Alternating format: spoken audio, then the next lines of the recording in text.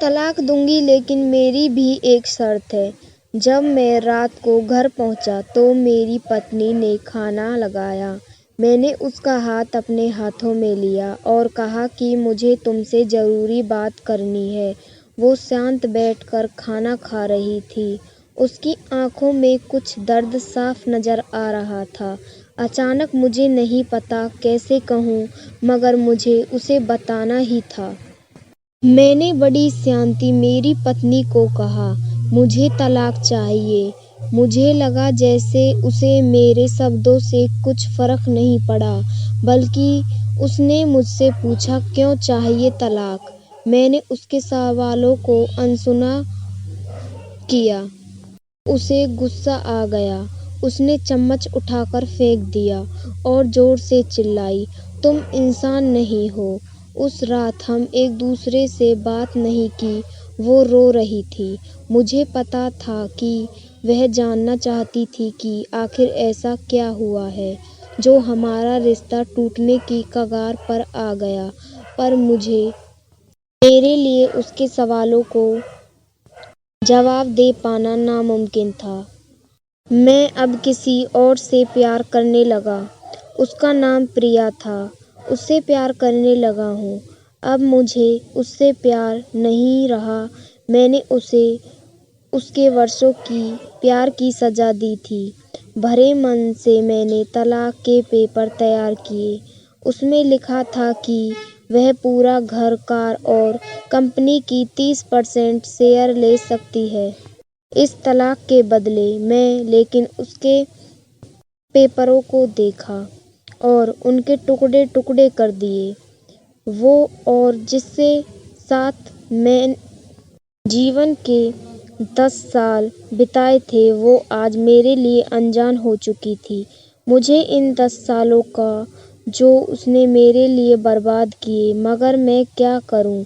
जो हो चुका उसे मैं बदल नहीं सकता, क्योंकि मैं किसी और से अपनी पत्नी से भी ज़्यादा प्यार करने लगा था। आखिरकार उसके सब्र का बांध टूट गया और वो फूट-फूट कर मेरे सामने रोने लगी। मेरे लिए उसका रोना एक तरह से उनकी रिहाई की तरह था। तलाक की बात जो कई दिनों से मुझे परेशान कर रही थी, अब बिल्कुल साफ हो चुकी थी। अगले दिन मैं घर काफ़ी लेट आया। मैंने देखा कि वह टेबल पर बैठकर कुछ लिख रही थी।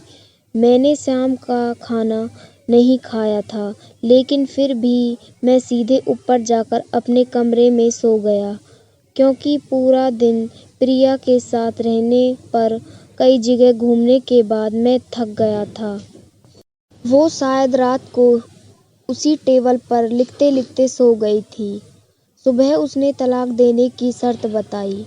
वो मुझसे कुछ भी लेना नहीं चाहती थी। उसे सिर्फ तलाक से पहले 1 महीने का समय चाहिए था। उसने आग्रह किया कि 1 महीने में हम दोनों वही पुराना जीवन जिएं, जितना संभव हो सके। क्योंकि आने वाले महीने में हमारे बेटे की परीक्षाएं, वह नहीं चाहती थी कि हमारे टूटे रिश्ते का प्रभाव उसकी पढ़ाई पर पड़े। मुझे भी यह ठीक लगा, मगर वो और भी कुछ चाहती थी।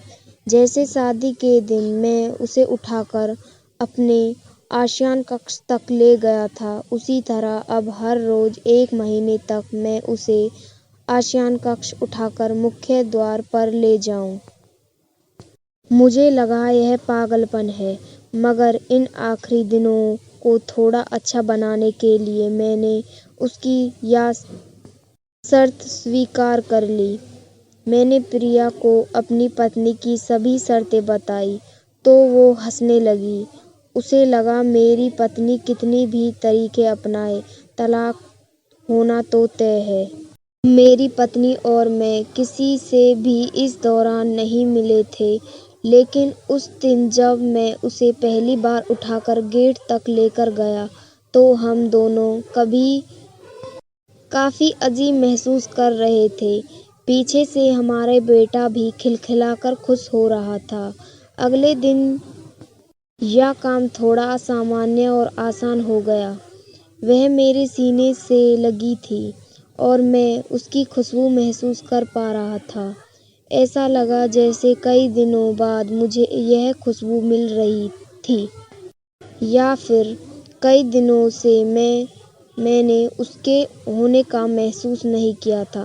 पहले जितनी उसमें वो व्यवहार नहीं था और चेहरे पर कुछ हल्की झुर्रियाँ नज़र आ रही थी और बाल भी सफ़ेद होने लगे थे। ये वही औरत थी जिसने अपने जीवन के 10 साल मुझ पे समर्पित किए थे। चौथे दिन जब मैंने उसे उठाया तो वह पुरानी रोमांस लौटने लगी थी। 5वें और 6ठे दिन वो पुराना प्यार फिर से जगने लगा। मैंने प्रिया को इस बारे में कुछ नहीं बताया। अब उसे उठाना और भी आसान हो गया था। शायद हर रोज़ यह सब करने का मैं आदी हो गया था।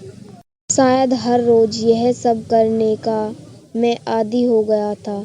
एक दिन अपनी पसंद की साड़ी निकल रही थी, लेकिन कुछ खास नहीं ढूंढ पाई। उसने सांस भरते हुए कहा कि उसके सारे कपड़े बड़े पड़ने लगे हैं।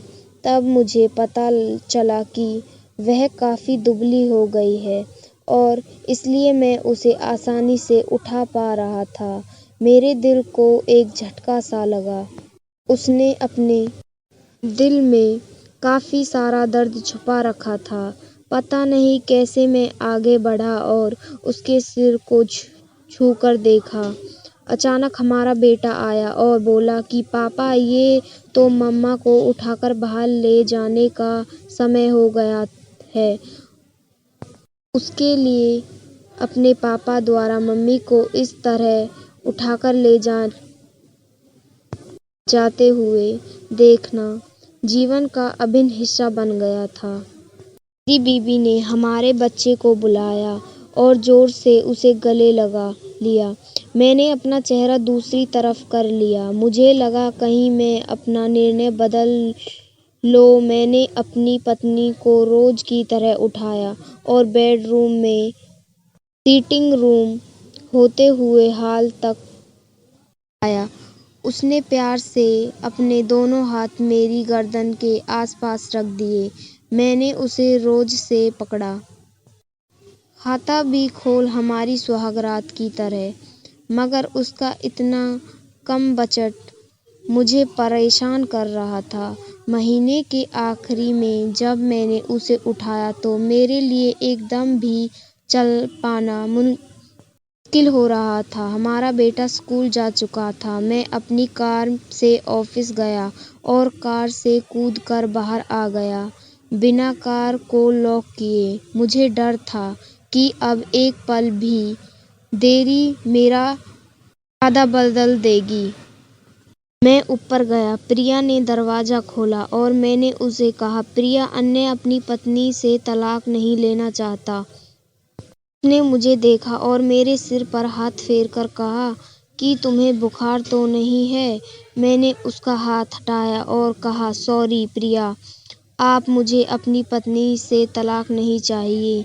हमारी शादीशुदा ज़िंदगी शायद हम दोनों के ध्यान न दे पाने की वजह से बोरिंग हो गई थी, लेकिन इसका मतलब यह तो कतई नहीं है कि हम एक दूसरे से प्यार नहीं करते।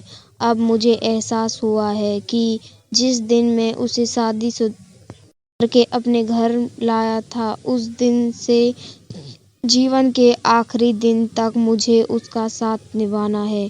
प्रिया के होश उड़ गए।